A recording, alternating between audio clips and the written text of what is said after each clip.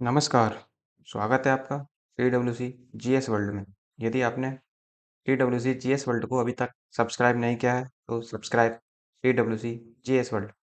आज हम प्राचीन भारतीय इतिहास के तहत इसमें हम मगध और मौर्य साम्राज्य दोनों को कवर करेंगे। मगध का उत्कर्ष कैसे हुआ? ये मगध वही है जो 16 महाजनपदों में था। जो कहाँ था? इसकी वर्तमान स्थिति कहाँ थी? बिहार। और जो इसकी राजधानी थी वो थी आपकी राजगृह, बाद में पाटलिपुत्र बनेगी। तो इसी मगध के बारे में हमें जानना भी है। तो 16 महाजनपदों में से केवल एक ही ऐसा जनपद था जिसने सब पर राज किया था। इसमें देखते हैं किस किस तरह के किस किस वंशों ने यहाँ पर शासन किया था। तो स्टार्ट करते हैं। मगध का उत्कर्ष। मगध का उत्कर्ष आखिर कैसे हुआ?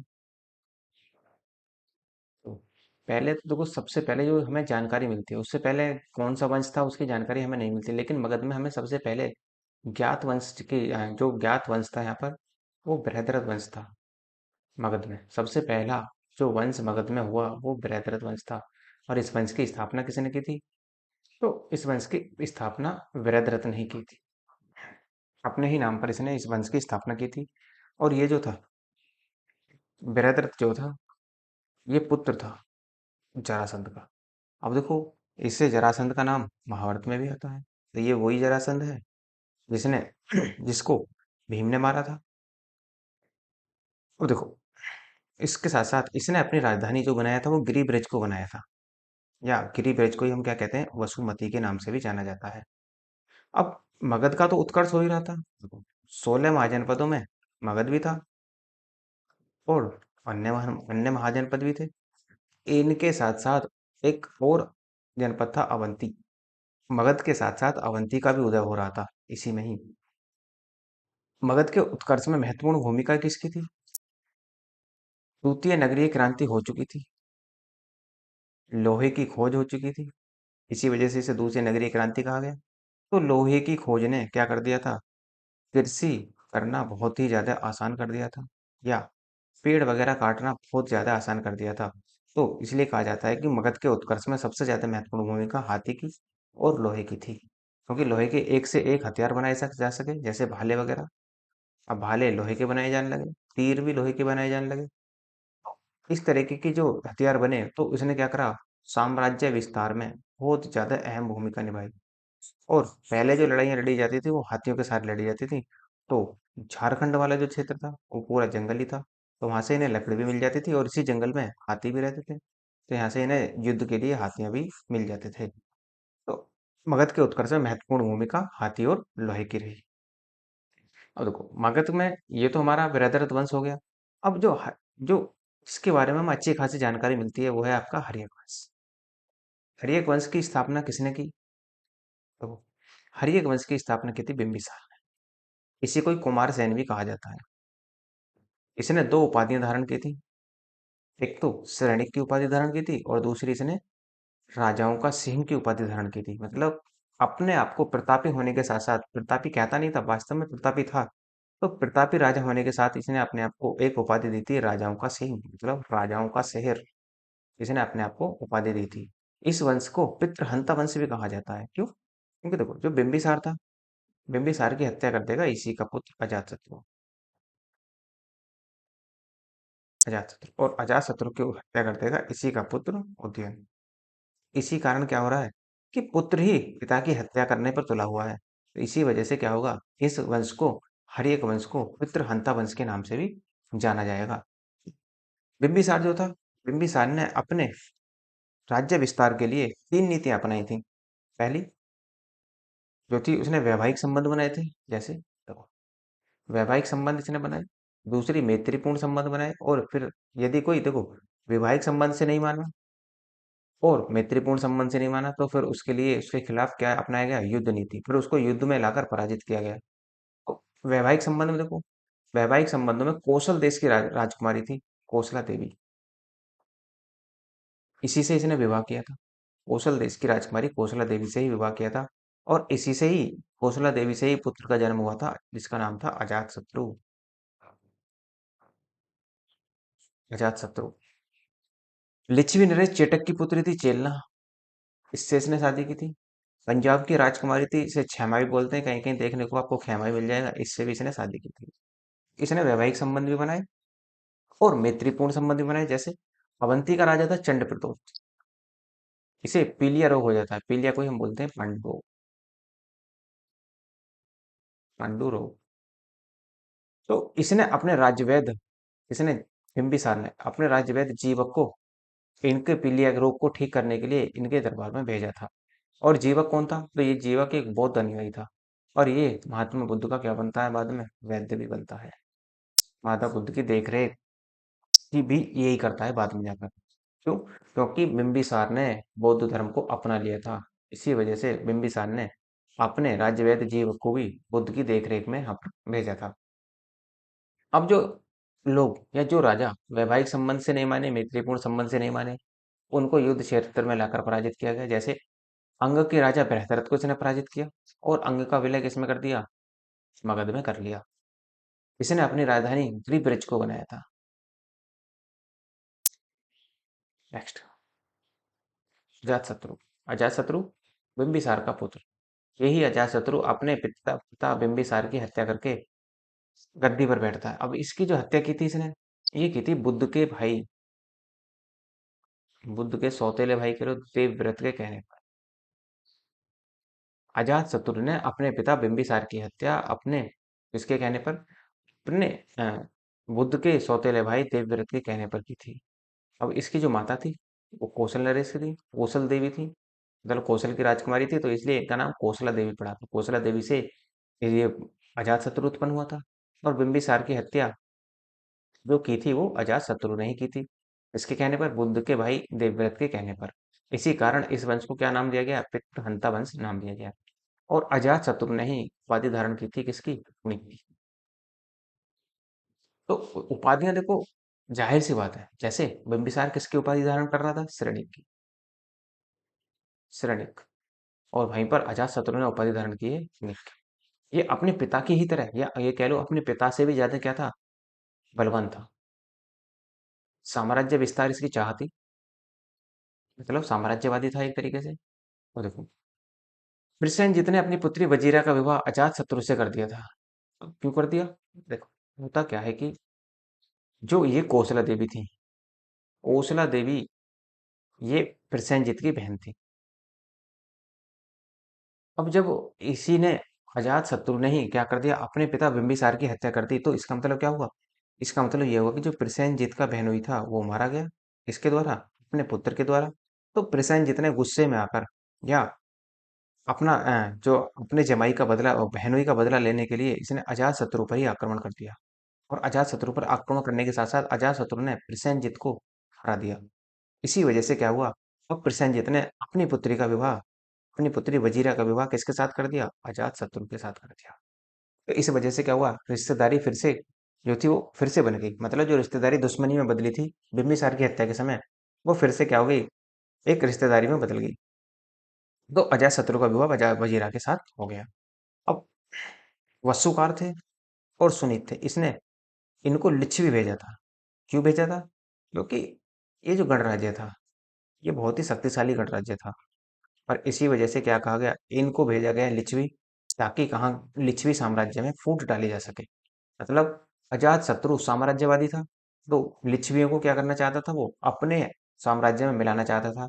लेकिन डायरेक्ट युद्ध न करके इसने क्या करा, इसने दो अपने गुप्तचर भेजे, वसूकार और सुनीति, ताकि ये क्या कर सकें, लिच्छवी साम्राज्य में फूट डाल सकें। इसी ने, अजातशत्रु ने रथमूसल और शिलाकंटक शस्त्रों का भी आविष्कार किया था। शिलाकंटक मतलब, शिला मतलब पत्थर, पत्थर के हथियार, और रथमूसल ऐसा मान लो जैसे आपने बाहुबली में देखा था ना, जो वो उसके आगे जो लगा हुआ था, जो घूमता था, जिसमें वो लगी थी तलवारें, तो वही आपका एक तरीके से रथमूसल की तरह काम करता था। इसने लिच्छवियों से बचने के लिए पाटलिग्राम नामक शहर की स्थापना की, जो बाद में पाटलिपुत्र के नाम से विख्यात हुआ। इसके बाद अपनी राजधानी उज्जैन ने, अच्छा देखो यहाँ से उज्जैन चल जाता है थोड़ा सा, तो उज्जैन ने बनाया था।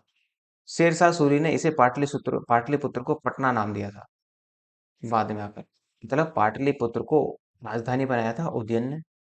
ये आप ध्यान रखेंगे।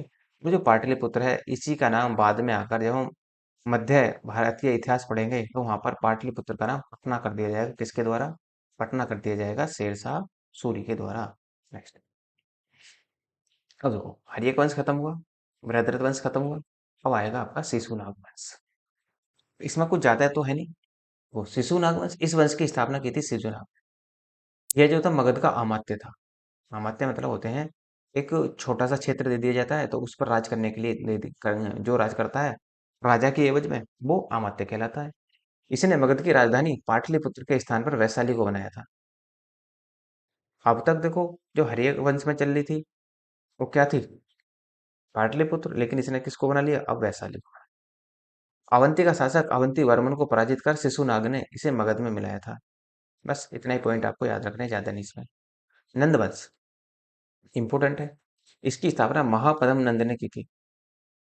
इसने एक राट की उपाधि धारण की थी। एक राट का मतलब भारत का एक ही राजा। एक ही राजा होगा। और कौन होगा वो होगा महापद्म नंद। व्याकरणाचार्य पाणिनि जो थे, जिन्होंने किसकी रचना की थी? अष्टाध्यायी की। महापद्म नंद के ही मित्र थे और इन्हीं के राज दरबार में भी रहते थे वो। सर्वप्रथम कलिंग विजय, नहरों बांधों का निर्माण इसी ने करवाया था। मतलब महापद्म नंद ने ही सबसे पहले नहरों का निर्माण, बांधों का निर्माण सबसे पहले इसी ने करवाया। इसकी जानकारी कहाँ से मिलती है? तो इसकी जानकारी मिलती है हाथी गुफा अभिलेख से। ये हाथी गुफा अभिलेख किसका था? तो ये खारवेल का हाथी गुम्फा अभिलेख था। और कहाँ है? कलिंग। कलिंग है वर्तमान उड़ीसा में। वर्तमान उड़ीसा में है आपका कलिंग। इस वंश का अंतिम शासक घनानंद था। देखो, घनानंद क्या था? बहुत ही ज्यादा अत्याचारी था। जनता के ऊपर बहुत ज्यादा अत्याचार करता था, इसीलिए क्या था, जनता इससे बहुत ज्यादा परेशान थी। इसी कारण क्या हुआ कि बाद में आकर इसने, इसी घनानंद ने, जो आचार्य कहे जाते हैं चाणक्य, उनका भी अपमान कर दिया था, ये माना जाता है। और अपमान करने के साथ साथ ही क्या हुआ, चाणक्य ने अपनी, इसी के भरे दरबार में अपनी चोटी खोली थी। और ये प्रतिज्ञा ली थी कि वो जब तक इस नंद वंश के साम्राज्य का अंत नहीं कर देगा, वो अपनी चोटी नहीं बांधेगा। इसी वजह से क्या हुआ, चाणक्य ने जो चंद्रगुप्त था, इसको तैयार किया था। और इसी ने ही, चंद्रगुप्त ने ही, बाद में आकर घनानंद को चंद्रगुप्त ने हरा दिया और मगध में किसकी नींव डाल दी? मौर्य साम्राज्य की नींव डाली गई। इस तरीके से क्या होता है, मगध में जो हमने वंश देखे, देखो 4 वंश देखे अपने। बृहद्रथ वंश, क्रम भी याद रखना है आपको। बृहद्रथ, उसके बाद में आएगा आपका हर्यक, फिर आएगा शिशुनाग, और फिर आएगा आपका नंद वंश। नंद वंश क्रम भी आप याद रख के चलेंगे। नेक्स्ट।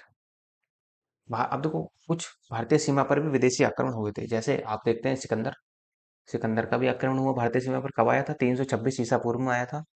तो इस तरीके से क्या होगा, भारतीय सीमा पर विदेशी आक्रमण होने से प्रारंभ हो जाएंगे इस दौरान। देखो कैसे, भारतीय सीमा में विदेशी आक्रमण कौन कौन करेगा। सर्वप्रथम आक्रमण ईरानियों का हुआ। डेरियस प्रथम ने आक्रमण कर गांधार और कंबोज को जीत लिया। इनको ईरानियों द्वारा चलाई गई मुद्रा थी भारत में, वो थी रजत सेगनोई। और भारत की सर्वप्रथम मुद्रा किसकी थी? तो हम चांदी की देखते हैं। भारत में मुद्रा की शुरुआत बौद्ध काल से मानी जाती है। इस काल की मुद्रा को आहत मुद्रा भी कहा जाता था। आहत मुद्रा में पीछे की वीडियो में बता चुका हूँ कि किस तरीके से आहत मुद्रा होती थी। भारत की सीमा पर अगला आक्रमण यूनानियों का हुआ, और इनमें प्रसिद्ध था कौन? सिकंदर। देखो, सिकंदर के बारे में भी देख लेते हैं। इसका जो जन्म हुआ था वो मकदूनिया में हुआ था, मृत्यु बेबीलोन में हुई थी, और अंतिम संस्कार सिकंदरिया अफ्रीका में हुआ था। ये ऐसा व्यक्ति था जिसका जन्म अलग हुआ, मृत्यु अलग हुई, और अंतिम संस्कार अलग क्षेत्र में हुआ। तो ये ऐसा पहला व्यक्ति था। अब देखो, तक्षशिला के शासक आम्बी के कहने पर 326 ईसा पूर्व में खैबर दर्रे से होते हुए यह भारत में आता है। वितस्ता नदी के तट पर ही सिकंदर, और देखो ये जो खैबर दर्रे को पार करता हुआ बॉर्डर पर था पोरस, राजा पोरस था ये। अब इसके पास संदेशा भेजा गया कि या तो हमारी अधीनता स्वीकार करो, वरना हमसे क्या करना पड़ेगा? युद्ध करना पड़ेगा। तो इसी कारण क्या हुआ, युद्ध में इन्होंने अधीनता स्वीकार नहीं की। पोरस ने बड़ी वीरता पूर्वक इसका मुकाबला किया, लेकिन अंततः गतवा क्या हुआ, पोरस की हार हो जाती है। और इसकी पोरस की वीरता से बड़ा प्रसन्न होकर सिकंदर ने पोरस को जीता हुआ राज्य और आसपास के जो सिकंदर द्वारा जीते हुए राज्य थे वो क्या कर दिए, पोरस को वापस दे दिए। ऐसा भी माना जाता है कि इस युद्ध में महिलाओं ने भी भाग लिया था, जो पोरस में हुआ था, जो पोरस के साथ सिकंदर का युद्ध हुआ था। इसी युद्ध में सिकंदर का प्रिय घोड़ा बुकाफोल मारा गया और इसी के नाम पर यहीं पर इसने बुकाफोल नामक शहर की स्थापना भी की थी। किसने? सिकंदर ने। सिकंदर भारत में लगभग 19 माह तक रहा और इसका जल सेनापति था नियाकर्स और थल सेनापति था क्रेटस। प्राचीन भारत का शिक्षा का प्रमुख केंद्र तक्षशिला था। अब देखो क्या होगा। सिकंदर जो था आपका, चाहो देखो कुछ भी हो, लेकिन जो सिकंदर के सैनिक थे या सिकंदर के जो सेनापति थे, शायद वो किससे, जो नंद वंश में था। नंद वंश के पास बहुत बड़ी सेना थी। बहुत बड़ी सेना का मतलब ये है कि सिकंदर के पास इतनी बड़ी सेना नहीं थी जितनी नंद वंश के शासक घनानंद के पास थी। तो घनानंद के साथ ही क्या होता, घनानंद जब उस टाइम पर भारत में शासन कौन कर रहा था, घनानंद। जब भारत में शासन घनानंद कर रहा था तो उसी समय ये आता है भारत। कुछ इतिहासकारों का ऐसा भी माना जाता है कि इसकी सेना पीछे हट गई। इसके डर से घनानंद की सेना के सामने युद्ध करने से पीछे हट गई। इसी वजह से क्या हुआ, जब युद्ध सेना ने ही युद्ध करने से मना कर दिया, ये आगे बढ़ने से मना कर दिया, तो सिकंदर को क्या हुआ, वापस जाना पड़ा और सिकंदर अपना यहीं से वापस हो जाता है। तो ये सिकंदर का इतिहास था। अब हम देखेंगे मौर्य साम्राज्य को। देखो मौर्य साम्राज्य क्या था। मौर्य साम्राज्य में बताया कि किसने स्थापना की थी, चंद्रगुप्त ने। क्यों की थी? क्योंकि चंद्रगुप्त जो था वो किसका शिष्य था, वो शिष्य था चाणक्य का। और चाणक्य ने क्या करी थी, प्रतिज्ञा ली थी कि इस घनानंद के शासन को ये क्या करेंगे, खत्म करेंगे।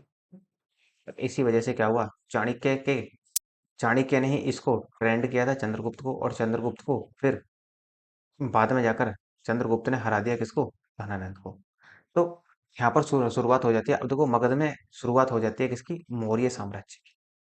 कैसे? इस वंश की स्थापना मौर्य शासक चंद्रगुप्त मौर्य ने की। तो देखो जो इसकी जाति थी, अधिकतर विद्वान जो है या अधिकतर इतिहासकार इसकी जाति के बारे में विभेद बताते हैं, लेकिन अधिकतर इतिहासकार इसकी जाति को शूद्र जाति का मानते हैं। इतना याद रखना है कि किस जाति का था ये, तो ये शूद्र जाति का था। इसने यूनानियों को संपूर्ण रूप से भारत से निकाल दिया कब, 321 ईसा पूर्व में। देखो सिकंदर कब गया भारत से बाहर, 325 ईसा पूर्व। 325 ईसा पूर्व में सिकंदर भारत से बाहर चला गया और उसके जस्ट 3 साल में ही, और 3 से 4 साल में ही क्या हुआ, सबको, जितने भी यूनानी थे भारत की सीमा पर, और सबको भगा दिया। कहाँ से? चंद्रगुप्त मौर्य ने यहाँ से सबको भगा दिया। अब देखो स्ट्रैबो और जस्टिन ने चंद्रगुप्त मौर्य को सेंट्रोकोटस की संज्ञा दी है, मतलब सेंट्रोकोटस से तुलना की है। कुछ साक्ष्यों में ऐसा मिलता है। प्लूटार्क प्लूटार्क ने एंड्रोकोटस से इसकी तुलना की है। या ये कह लो कि प्लूटार्क ने इसे एंड्रोकोटस कहा है, किसको, चंद्रगुप्त मौर्य को। इसने सर्वप्रथम पंजाब को जीता था और यहीं से इसे मुक्तिदाता की संज्ञा दी गई। 305 ईसा पूर्व में सेल्यूकस निकेटर को इसने पराजित करा। ये सेल्यूकस निकेटर कौन था? ये सेल्यूकस निकेटर सिकंदर का सेनापति था, जो कहाँ बसा हुआ था, भारतीय सीमा पर बसा हुआ। तो 305 ईसा पूर्व में भी क्या करा इसने, यहाँ पर इसको आक्रमण करा और इसके कुछ क्षेत्रों को जीत लिया, जैसे मकान, काबुल, हेरात और कांधार। ये सब क्या हुए, चंद्रगुप्त को देने पड़े। और इसके साथ साथ शल्यकुश ने अपनी पुत्री हेलेना का विवाह चंद्रगुप्त के साथ कर दिया। और ये भी आप ध्यान रखना कि भारत में होने वाला ये पहला अंतरराष्ट्रीय विवाह माना जाता है। अंतरराष्ट्रीय विवाह मतलब एक सीमा से दूसरी सीमा पर जाकर विवाह करना। आजकल तो आम बात हो गई, लेकिन उस समय पर क्या था, ये पहला अंतरराष्ट्रीय विवाह माना गया। तो इसी में क्या हुआ, जो सेल्यूकस निकेटर था, इसने सेल्यूकस निकेटर ने हेलेना के साथ अपना एक दूत भी भेजा था, जिसका नाम था चंद्रगुप्त, वो मैगस्थनीज। और मैगस्थनीज ही चंद्रगुप्त के दरबार में आया था।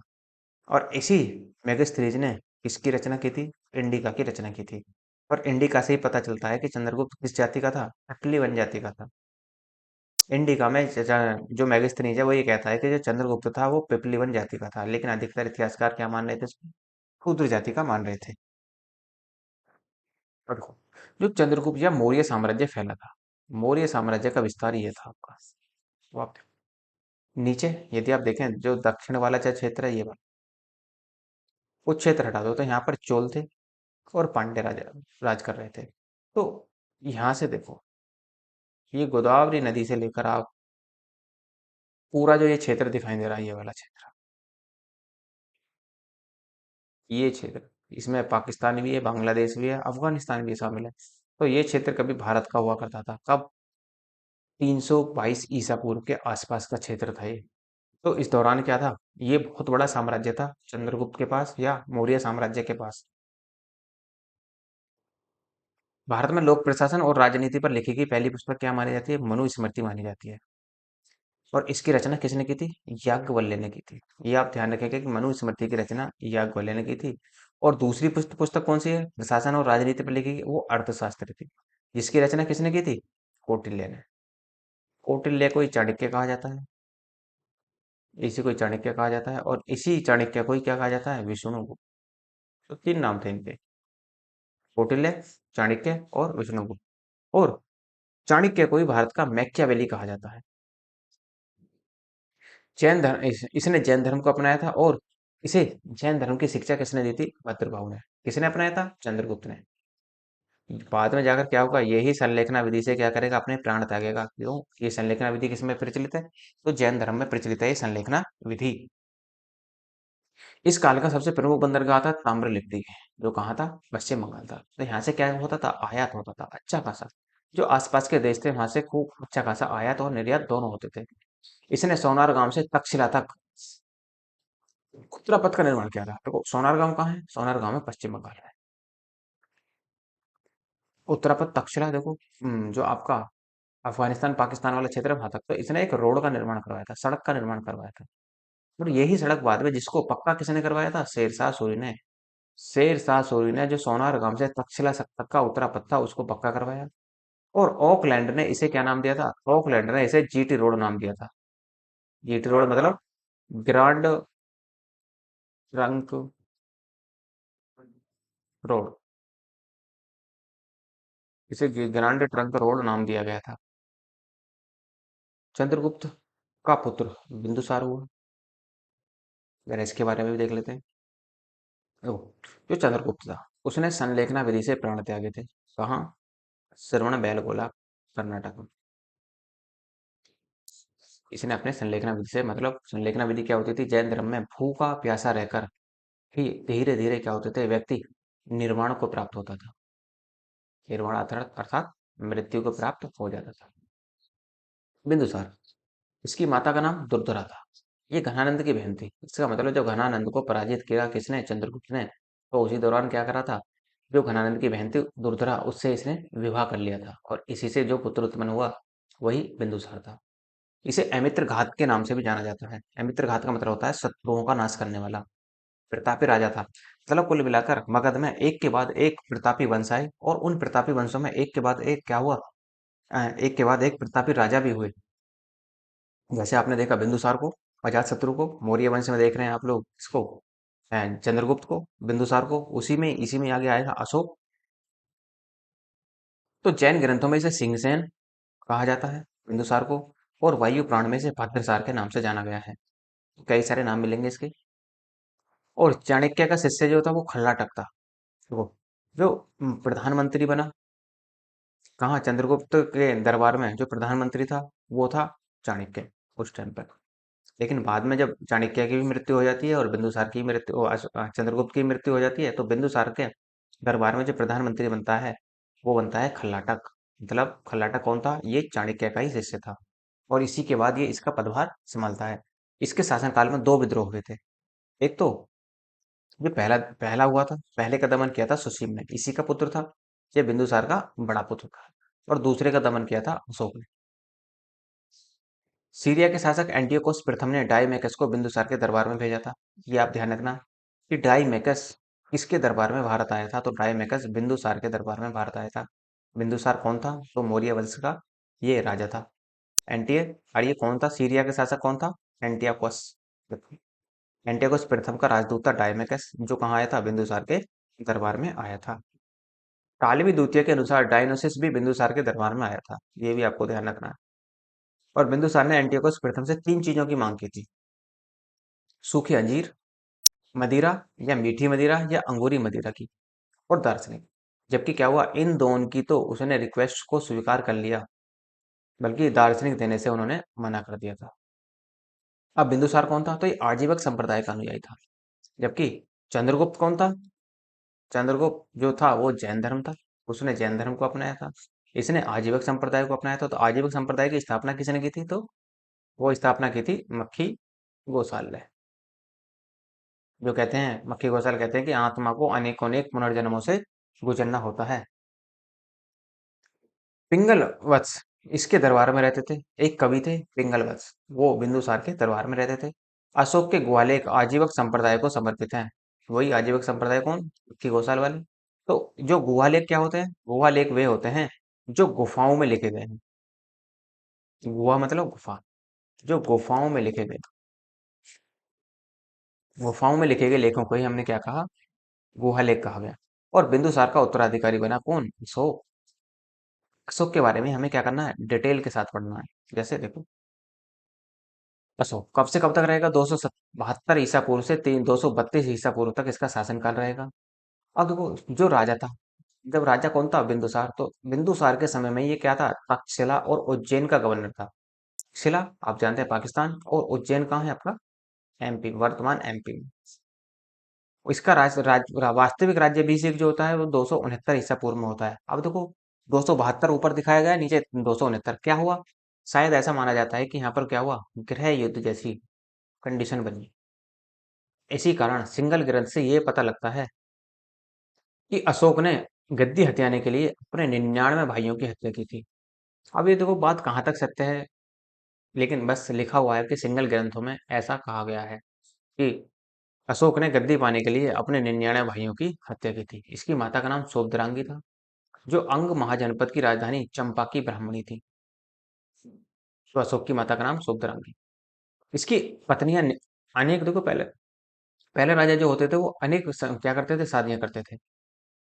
जैसे असंगमित्रा, इसके कोई संतान नहीं थी। पद्मावती, पद्मावती का पुत्र कुणाल हुआ। कारुवाकी, इसका पुत्र तीवर हुआ। महादेवी, इसका पुत्र महेंद्र। और पुत्री संघमित्रा थी। इसी महेंद्र को और इसी संघमित्रा को अशोक ने बौद्ध धर्म के प्रचार के लिए कहाँ भेजा था, श्रीलंका। नेक्स्ट, कारुवाकी के नाम पर कौशाम्बी अभिलेख लिखवाया गया, जो इस अशोक की क्या थी, सबसे प्रिय पत्री भी माना जाता है, जिसे रानी का अभिलेख कहा जाता है। इसने अपने पुत्र तीवर का उल्लेख करवाया है इसमें। मतलब कारुवाकी ने जो कौशाम्बी इलाहाबाद में जो लेख लिखवाया उसे रानी का अभिलेख कहा गया। और इसी अभिलेख में क्या है, अपने पुत्र तीवर का भी उल्लेख करवाया है। अशोक अपने राज्याभिषेक के 8वें वर्ष बाद कलिंग पर आक्रमण करता है। इसने आक्रमण क्यों किया था, तो वो व्यापारिक मार्ग को सुदृढ़ करने के लिए और हाथियों के लिए आक्रमण किया गया था। लेकिन इस युद्ध में इतनी मारकाट हुई, लगभग ये कहा जाता है कि 1 लाख व्यक्ति या 1 लाख सैनिक इस युद्ध में मारे गए, और उससे भी ज्यादा घायल हुए। इन सब को देखते हुए अशोक का क्या था, जो हृदय था वो पिघल गया, और इसी कारण उसने युद्ध ना करने की घोषणा कर दी। और युद्ध ना करने की घोषणा के साथ साथ इसने क्या कर लिया, बौद्ध धर्म को भी अपना लिया। अब यहाँ से क्या करेगा ये, यहाँ से आगे जितना भी जीवन जिएगा उसमें सब धर्म और कर्म के कार्य करेगा। उस समय कलिंग की राजधानी क्या थी, तोसली। यहाँ का राजा था नंदराज। इस समय कलिंग पर आक्रमण हुआ, और राज्याभिषेक के चौथे वर्ष पर सुमन का पुत्र निग्रोध के उपदेश से उपगुप्त की सहायता से इसने क्या कर लिया, बौद्ध धर्म अपना लिया। इसकी सहायता से उपगुप्त। लेकिन कल्हड़ की राजतरंगिणी के अनुसार बौद्ध धर्म अपनाने से पहले यह शैव धर्म का अनुयायी था। ये भी आपको ध्यान रखना है कि कल्हड़ की राजतरंगिणी कहती क्या है। कि कल्हड़ की राजतरंगिणी वही है जिसमें क्या होता है, कश्मीर के इतिहास के बारे में पता चलता है हमसे हमें। ये आप ध्यान रखेंगे कि कल्हड़ की राजतरंगिणी के अनुसार अशोक बौद्ध धर्म अपनाने से पहले क्या था, तो शैव धर्म का अनुयायी था। और शैव शिव से संबंधित धर्म के अनुयायियों को क्या कहा गया, नैनार। याद है ना, त्रिनेत्र वाला नैनार। कश्मीर में इसने श्रीनगर की स्थापना की थी। यहीं पर इसने देव नाम प्रियदर्शी की उपाधि धारण की थी। अशोक का पुत्र झालोक और पुत्री चारुमती की माता के बारे में संदिग्ध है। मतलब इनके बारे में ये नहीं कहा जा सकता है कि किसकी संतानें थी। मतलब ये तो ठीक था कि फादर जो थे वो अशोक थे, लेकिन मदर कौन थी, इनके बारे में सीधे खुल के नहीं आता कि कौन कौन थे। अशोक ने अपने साम्राज्य को 5 भागों में बांट दिया। जैसे उत्तरापथ, उत्तरापथ की राजधानी बनाई तक्षशिला को। कलिंग, कलिंग की राजधानी किसको बनाया? तोसली को, जो उड़ीसा में था। मध्य देश, मध्य देश की राजधानी बताया पाटलिपुत्र को, जहां से खुद ही शासन करता था। अवंती देश की राजधानी बनाया इसने उज्जैन को। तो यहाँ से इसने अपने साम्राज्य को, सॉरी ये 5 नहीं आएगा, ये 4 कर ले, 4 भागों में इसने यहाँ से बांट दिया। Next, अशोक के शिलालेख। देखो अशोक के शिलालेख, शिलालेख क्या होते हैं? शिलालेख वो होते हैं, देखो शिला का मतलब ही क्या होता है? शिला का मतलब ही पत्थर होता है। यदि शिला का मतलब पत्थर है, इसका मतलब यह है पत्थरों पर लिखे गए लेख थे वो, मतलब पत्थरों से गुदवाए गए लेख थे एक तरीके से। कहाँ कहाँ से मिले हैं? अलग अलग क्षेत्रों से, अलग अलग यहाँ से मिलते हैं इसके। जैसे आप देखते हैं, कंधार से भी मिले हैं, शाहबाज गढ़ी से भी मिले हैं, कालसी से भी आप देखेंगे, दिल्ली टोपरा को भी, मेरठ से भी मिले हैं, लौरिया नंदनगढ़ से भी आपको देखने को मिलेंगे, मैप में आप देख सकते हैं। कौशाम्बी से भी, लौरिया अरराज से भी मिले हैं, गाहुली से भी।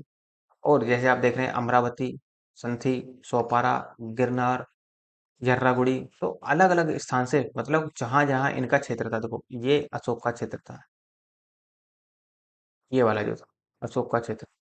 इसमें नेपाल, भूटान वगैरह सारे देश आ जाते हैं। और पाकिस्तान, यहाँ पर पाकिस्तान वगैरह, अफगानिस्तान, और नीचे आपका बांग्लादेश, सब पर क्या था? किसका राज था? मौर्य साम्राज्य के राजाओं का शासन था यहाँ पर। तो देखो इसके शिलालेखों की खोज किसने की थी? तो फिरोज शाह तुगलक ने की थी पहली बार। ये आप ध्यान रखेंगे, खोज करता अलग है, जो पढ़ेगा इनको वो अलग है। तो फिरोज शाह तुगलक ने इनको खोजा, और इसने पहला शिलालेख दिल्ली मेरठ शिलालेख को खोजा था। किसने? फिरोज शाह तुगलक। कौन सा खोजा गया? दिल्ली मेरठ शिलालेख को खोजा गया था यहाँ पर। ठीक। नेक्स्ट है, इसे कुशक ए शिकार के आगे लगवाया दिल्ली में ही। दूसरा टोपरा को खोजा गया, इसे दिल्ली टोपरा के नाम से जाना गया। इसे कहाँ लगवाया इसने? फिरोज शाह तुगलक ने जामा मस्जिद के आगे। तो ये फिरोज शाह तुगलक कौन था? तो फिरोज शाह तुगलक था तुगलक वंश का शासक। जब हम क्या पढ़ेंगे? सल्तनत काल, सल्तनत काल में आएगा ये तुगलक वंश, वहां देखेंगे इसको। अब देखो टी पेंथलर थे, इतिहासकार थे। सर्वप्रथम दिल्ली मेरठ शिलालेख को इन्होंने 1750 में खोजा था, और 1837 में जेम्स प्रिंसेप ने दिल्ली टोपरा अभिलेख को, शिलालेख को सबसे पहले पढ़ा था। ये आप देखो यहाँ पर कंफ्यूज नहीं होना। टी पेंथलर ने सर्वप्रथम किसको खोजा? तो दिल्ली मेरठ शिलालेख को खोजा था। कब खोजा था? 1750 में। लेकिन जो फिरोज शाह तुगलक द्वारा खोजा गया था दिल्ली टोपरा अभिलेख, जिसको कहाँ जामा मस्जिद के आगे लगवाया गया था, उसको 1837 में जेम्स प्रिंसेप ने पहली बार पढ़ा था। तो अशोक के शिलालेखों को पढ़ने का श्रेय किसे जाता है? पढ़ने का श्रेय जाता है जेम्स प्रिंसेप को। अशोक के 14 शिलालेख जो थे, 14 शिलालेख लिखे गए, और कहाँ से प्राप्त हुए? 8 स्थानों से प्राप्त हुए हैं। जैसे मानसेहरा, मानसेहरा कहाँ है आपका? हजारा पाकिस्तान में, वर्तमान स्थिति है इसकी। शाहबाजगढ़ी, ये पेशावर पाकिस्तान में है। कालसी, कालसी देहरादून में है, यहाँ पर आप देखेंगे ये आपका कालसी देहरादून। यर्रागुड़ी आंध्र प्रदेश में है, ये आपका यर्रागुड़ी। उपर्युक्त दोनों का मतलब ये है, ये कालसी और यर्रागुड़ी, इन दोनों की भाषा जो थी वो खरोष्टी भाषा में लिखे हुए थे। ध्यान रखना है कि कालसी और यर्रागुड़ी की भाषा क्या थी? खरोष्टी।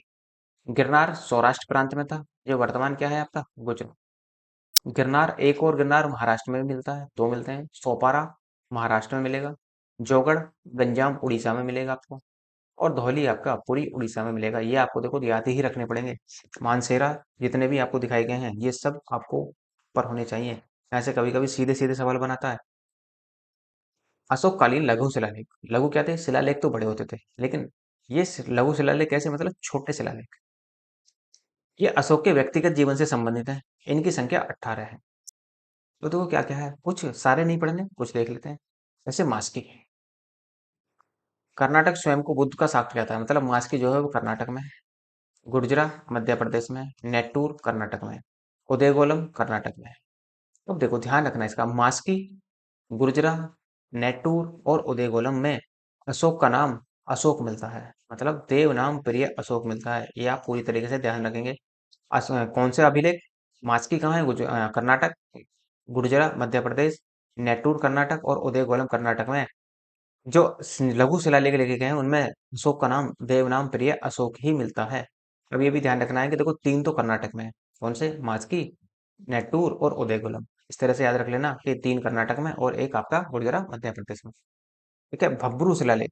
भब्रू शिलालेख या विराट शिलालेख भी कहते हैं, जो कहाँ है, राजस्थान में। शिलालेख में बुद्ध, धम्म एवं संघ का उल्लेख किया गया है, क्योंकि बौद्ध धर्म का अनुयायी था। यर्रागुड़ी अभिलेख आंध्र प्रदेश में। शिलालेख एक विशिष्ट शैली में है, यह वेस्टरोफिदन शैली में लिखा गया है। वेस्टरोफिदन शैली कैसी होती है?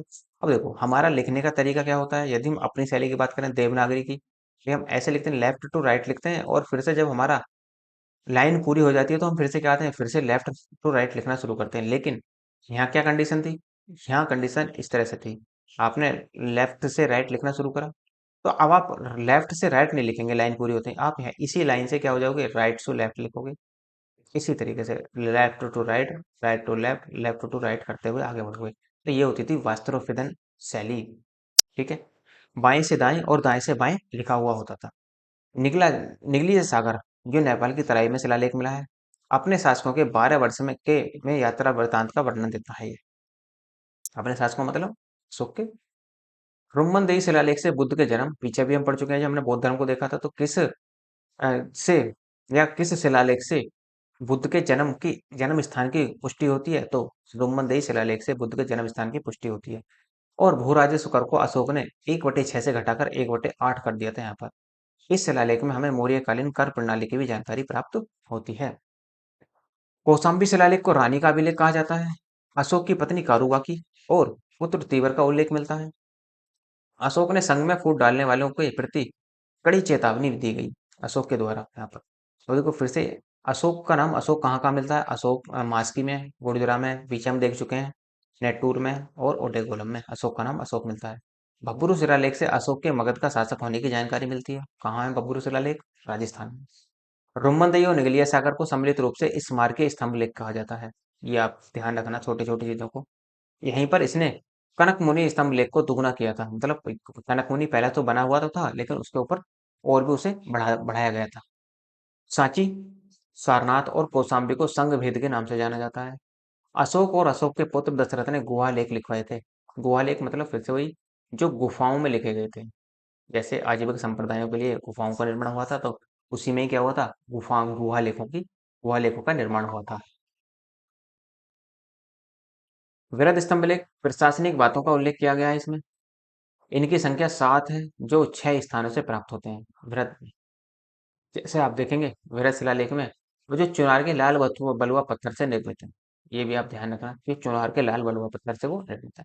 जैसे दिल्ली मेरठ कहाँ है? उत्तर प्रदेश में। दिल्ली टोपरा हरियाणा में है। कौशाम्बी इलाहाबाद में है। लौरिया अरेराज बिहार के चंपारण जिले में है। लौरिया नंदनगढ़ बिहार के चंपारण में ही है। और रामपुरवा बिहार के चंपारण में ही है, रामपुरवा भी।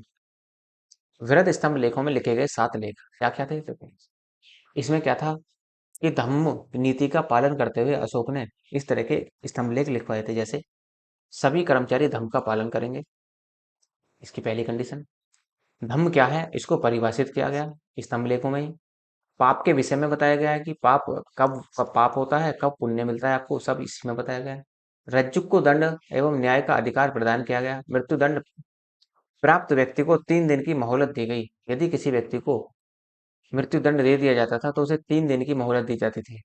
जीव हत्या पर प्रतिबंध लगाया कि कोई भी पशु बलि या पशु पक्षियों को नहीं मारेगा। सभी धर्मों के प्रति सद्भाव की बात की गई। वो इसमें क्या था, जो अशोक था वो बौद्ध धर्म को मानता था, लेकिन बौद्ध धर्म को ये थोपता नहीं था जनता पर। यदि जनता आजीविक संप्रदाय को मानती है, मानो। वैष्णव धर्म को माननी है, कोई दिक्कत नहीं है। बस क्या था कि सौहार्दपूर्ण वातावरण बनाकर रखना था। जो बौद्ध धर्म को अपनाना चाहता है अपना सकता है, लेकिन बाध्य नहीं था अशोक के शासनकाल में। तो इसलिए कहा जाता है कि सभी धर्मों के प्रति सद्भाव की बात की गई। लोक कल्याणकारी कार्य के विषय में बताया गया है इसी में। सबसे बड़ा शिलालेख है शेरकुना, जो कहाँ है? गंधार में है। यह ईरानी और अरमाई की भाषा में लिखा गया है। भाषा जरूर याद रखनी है। अशोक का एक धम्म एक राज धर्म था, जो राहुलोवाद सूत्र से लिया गया है। ये भी एक ग्रंथ है। अशोक का धर्म जो है एक राजधर्म बना। बखेड़ा स्तंभ, देखो बखेड़ा स्तंभ क्या, मौर्य कालीन पहला स्तंभ माना जाता है ये। मौर्य काल में यदि कोई पहला स्तंभ लिखा गया तो बखेड़ा स्तंभ भी था। रामपुरवा, इस पर वृषभ का चित्र है। वृषभ मतलब बैल। इस पर कुछ भी लिखा हुआ नहीं है। लौरिया नंदनगढ़, इस पर मयूर का चित्र अंकित है।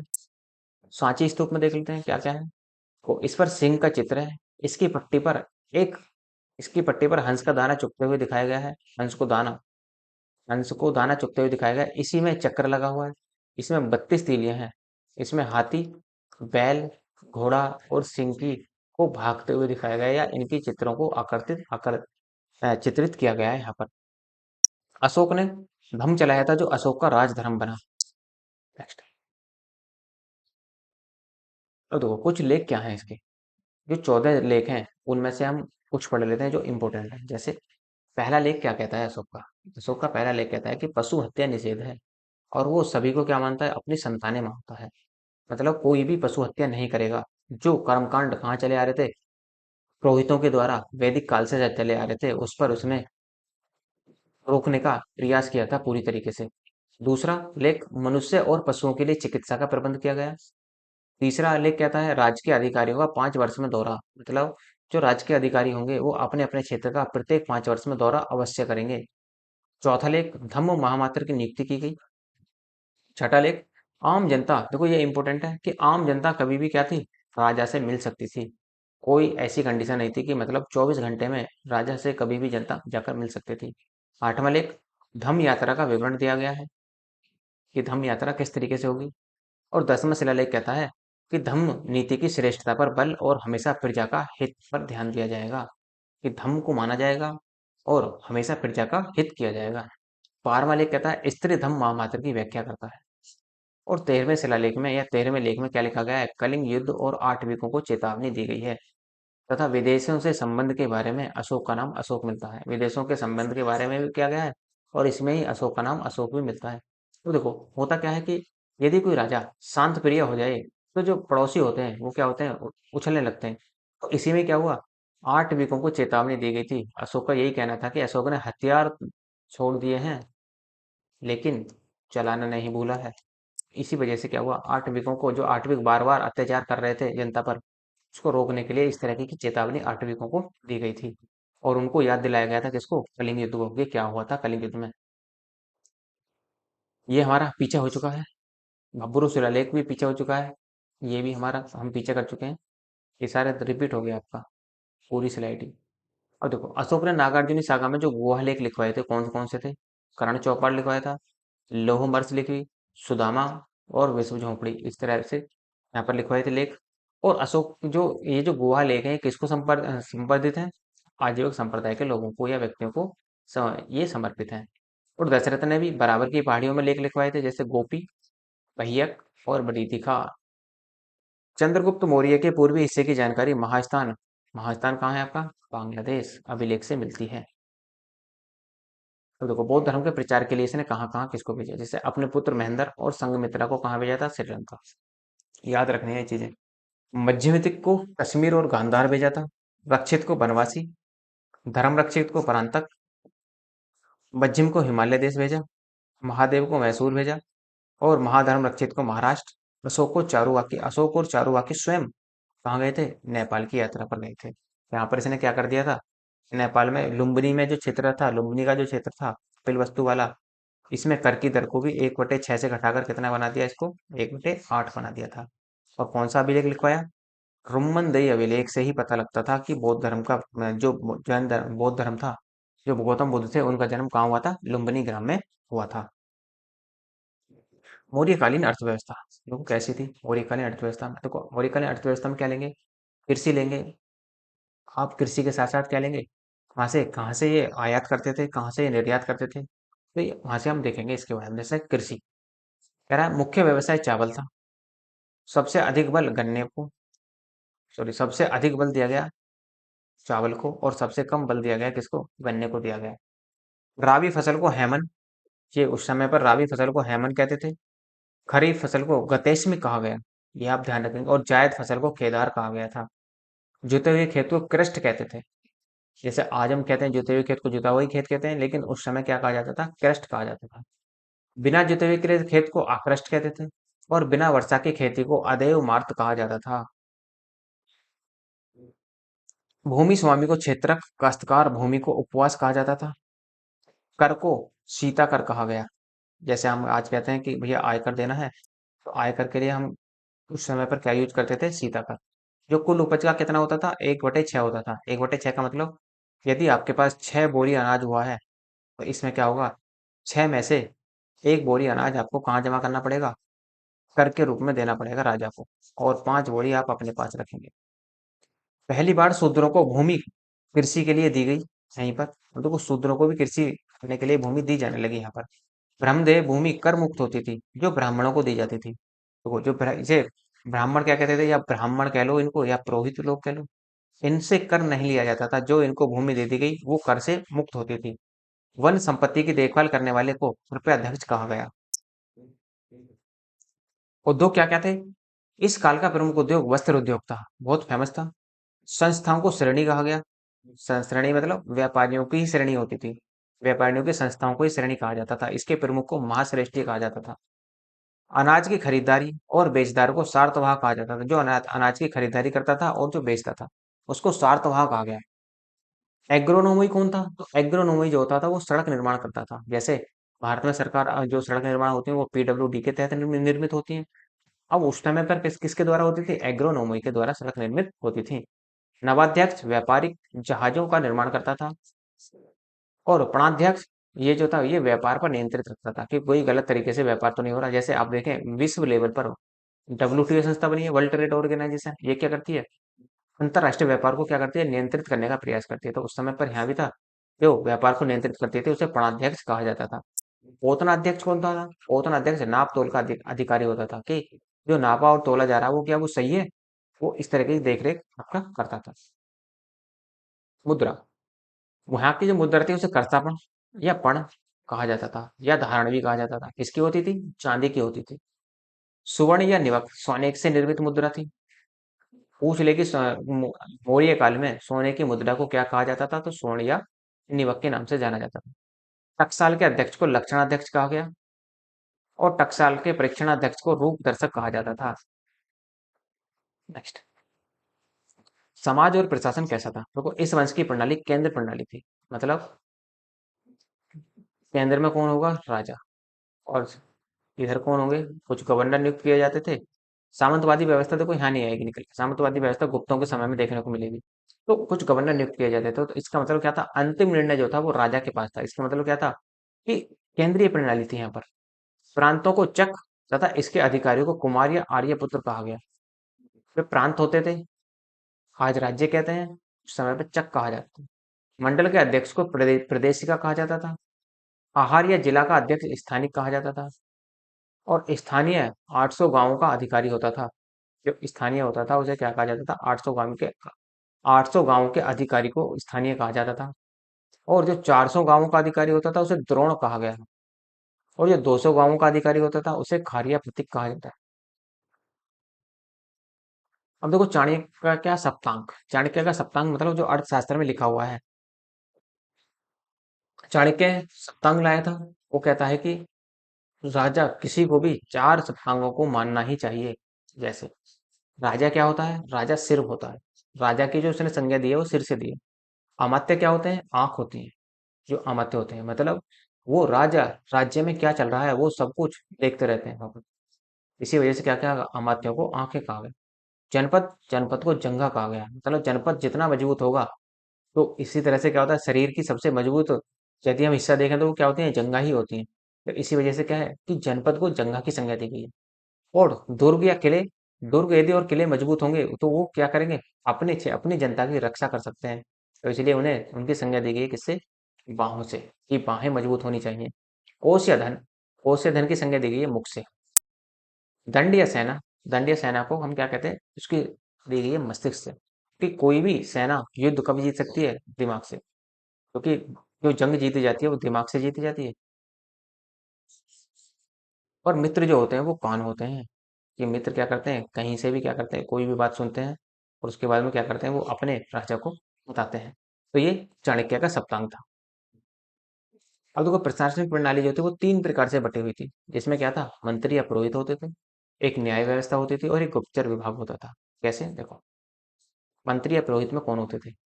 संधिदाता, जो संधि करवाता था उसे संधिदाता कौन था? जो कोषाध्यक्ष होता था। चलो, कोषाध्यक्ष को क्या नाम दिया गया? संधिदाता कहा गया। और वित्त मंत्री कौन होता था? जैसे वित्त मंत्री वर्तमान में कौन है? निर्मला सीतारमन। तो वित्त मंत्री उस समय पर होता था समाहर्ता। राजा के उत्तराधिकारी को युवराज कहा गया। और जो सेना का सर्वोच्च कमांडर होता था उसको सेनापति का नाम दिया गया। और सेना का संचालन करने वाले को नायक कहा जाता था। पुलिस का प्रधान दंडपाल होता था। दुर्गों की जो रक्षा करता था उसे दुर्गपाल कहा गया।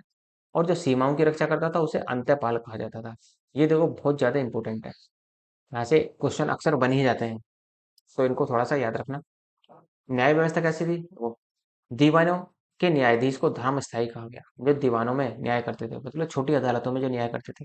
और जो फौजदारी को कहा गया, जो फौजदारी के में न्याय करता था उसको कंटक शोधन, या कंटक शोधन को या फौजदारी को, जो फौजदारी के न्यायों की व्यवस्था करता था उसे प्रदेष्टा कहा जाता था। गुप्तचर विभाग,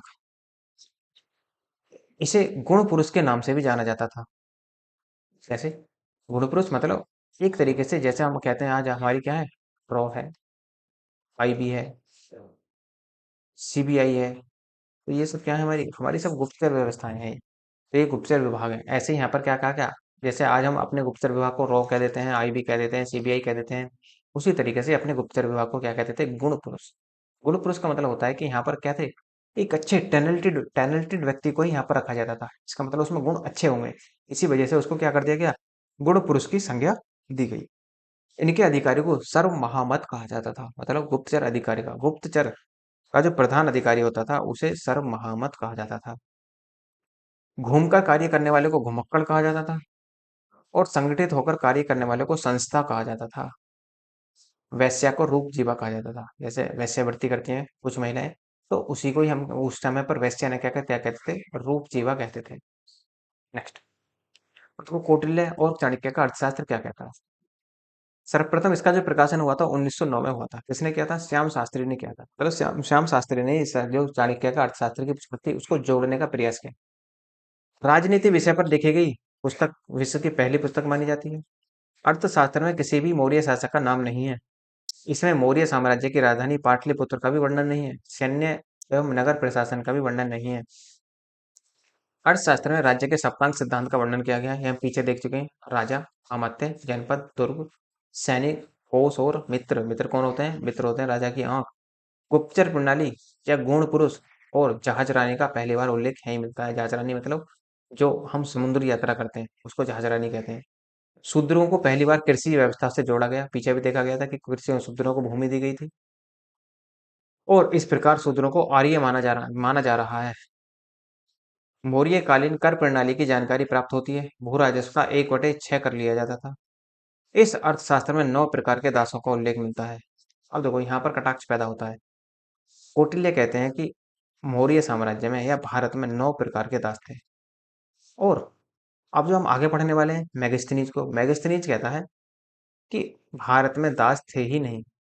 देखो किसकी बात मानी जाए, देखो देखा जाए तो कौटिल्य कहाँ के थे? भारत के। इन्हें यहाँ की भाषा का और यहाँ के समाज का अच्छा ज्ञान था। लेकिन जबकि मैगस्थनीज कौन था? मैगस्थनीज था यूनान का। वो बाहर से आया था। वो यहाँ की ना तो भाषा से ही परिचित था, मतलब जो उसने देखा और समझा वही अपने इंडिका में लिख डाला। तो इसी वजह से किसको प्रायोरिटी दी जाती है सबसे ज्यादा? वो कौटिल्य की अर्थशास्त्र को प्रायोरिटी दी जाती है, मैगस्थनीज की इंडिका से भी ज्यादा। अकाल और राहत कोष के बारे में जानकारी मिलती है। अब मैगस्थनीज कहता है कि भारत में अकाल ही नहीं पड़ते थे, तो वो यहाँ की भाषा से अपरिचित था पूरी तरीके से। इसलिए जो उसको अच्छा लगा, जो उसने समझा अपनी भाषा में, जो देखकर समझा, वही उसने उसमें अपनी किताब में लिख दिया। इंडिका देखो। अच्छा, इसमें एक पॉइंट और रहेगा। इसमें ध्यान रखना कि अध्याय कितने हैं। तो ये 15 अध्याय हैं इसमें। ये आप ध्यान रखना। पिछले अभी जो सीजीएल का पेपर हुआ था उसमें भी ये पूछा गया था कि कौटिल्य के अर्थशास्त्र में कितने अध्याय हैं। मैगस्थनीज की इंडिका कहती है, सेल्यूकस निकेटर का राजदूत था, चंद्रगुप्त के दरबार में आया था। कब आया था? जब जो मैगस्थनीज सेल्यूकस निकेटर था उसने अपनी पुत्री हेलेना का विवाह किसके साथ कर दिया था? चंद्रगुप्त के साथ कर दिया था। उसी दौरान ये कह लो एक तरीके से ये दहेज में आया था। इसमें मौर्य शासक का नाम मिलता है जिसे सेंट्रोकोटस की पहचान विलियम जोन्स ने चंद्रगुप्त मौर्य से की है। मतलब जो सेंट्रोकोटस का नाम दिया गया है वो शायद ऐसा माना जाता है विलियम जोन्स के द्वारा कि ये राज चंद्रगुप्त का ही नाम है। इसमें राजधानी का वर्णन किया गया है, इसमें पाटलिपुत्र को पॉलीब्रेता कहा गया है। ये पाटलिपुत्र को पॉलीब्रोथा लिखता है। सैन्य एवं नगर प्रशासन का वर्णन किया गया है, 6 प्रकार की समितियों द्वारा संचालित होता था। किसके अनुसार? मेगास्थनीज की इंडिका के अनुसार। इसमें उत्तरापद मार्ग का वर्णन किया गया है, जो सिंध से को बंगाल से जोड़ता है। इसको क्या किसने करवाया? शेरशाह सूरी ने। नाम जीटी रोड किसने दिया? तो एक अंग्रेज थे, उन्होंने इसको जीटी रोड नाम दिया था। इस सड़क का निर्माण चंद्रगुप्त मौर्य द्वारा किया गया, शेरशाह ने इसे पक्का करवाया। और ब्रिटिश गवर्नर कौन थे? ऑकलैंड ने इसे जीटी रोड नाम दिया था, ग्रैंड ट्रंक रोड नाम दिया। इस इंडिका में कहा गया है कि भारत में दास प्रथा नहीं थी। देखो, अभी कौटिल्य कहते हैं कि 9 प्रकार के दास थे, तो कहीं ना कहीं क्या होता है? विभेद पैदा होता है। ये कहते हैं कि भारत में अकाल नहीं पड़ता था, कौटिल्य कहते हैं कि भारत में अकाल पड़ता था। भारत में 7 प्रकार की जातियां थी, ये कहते हैं। जैसे दार्शनिक, किसान, पशुपालक, शिल्पी, सैनिक, रक्षक, सभासद। भू राजस्व कर जो था वो 1/4 लिया जाता था। जबकि जो हमारा रूपबंदी अभिलेख है, वहां पर कर की व्यवस्था कितनी थी? 1/6 से उसे घटाकर कितना कर दिया गया था? 1/8 कर दिया गया था। तो जैसे जैसे इसने देखा, जो किस दार्शनिकों को देखा, कुछ लिखते हुए देखा तो वो दार्शनिक मान लिए, खेतों में काम करते हुए देखा तो उनको किसान मान लिया इसने, जो पशुओं को चराते थे पालते थे उनको पशुपालक मान लिया, और जो शिल्पी मतलब कपड़े वगैरह जो बुनते थे उनको शिल्पी मान लिया इसने। मतलब जो इसने देखा वो इसने मान लिया। अब ये कहता है, मैगस्टीनिस कहता है कि बाद की लाइन में भारतीयों को इतिहास लिखने की जानकारी नहीं थी। कहाँ तक ये बात सही है? ये आप खुद भी जानते हैं कि हमारे यहाँ क्या ऐसे ही इतने सारे ग्रंथ लिख गए, इसको यहाँ की भाषा ही नहीं आती थी, तो इसी वजह से क्या था, ये कुछ भी अनाप शनाप लिखता रहता था, जो मन में आया वो लिख दिया। ऐसा नहीं होता ना। अब देखो, ये हो जाता है हमारा मौर्य साम्राज्य खत्म। तो यदि आपको इसकी पीडीएफ चाहिए, पीडीएफ आपको मिलेगी नीचे डिस्क्रिप्शन में, टेलीग्राम का लिंक है और व्हाट्सएप का लिंक है।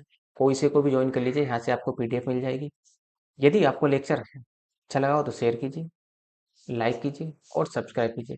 और यदि देखो, पीडीएफ चाहिए कंप्लीट एंशियंट या कंप्लीट हिस्ट्री की पीडीएफ चाहिए आपको, तो डिस्क्रिप्शन में ही मेल का लिंक दिया हुआ है, आप मेल करके बता सकते हैं कि आप पीडीएफ किस फॉर्म में चाहिए, पीडीएफ ही चाहिए या फिर आपको हार्ड कॉपी चाहिए। यदि हार्ड कॉपी चाहिए तो आपको कोरियर के माध्यम से आपके एड्रेस पर पहुंचा दी जाएगी। ठीक है, तो आज यहीं पर समाप्त करते हैं। धन्यवाद।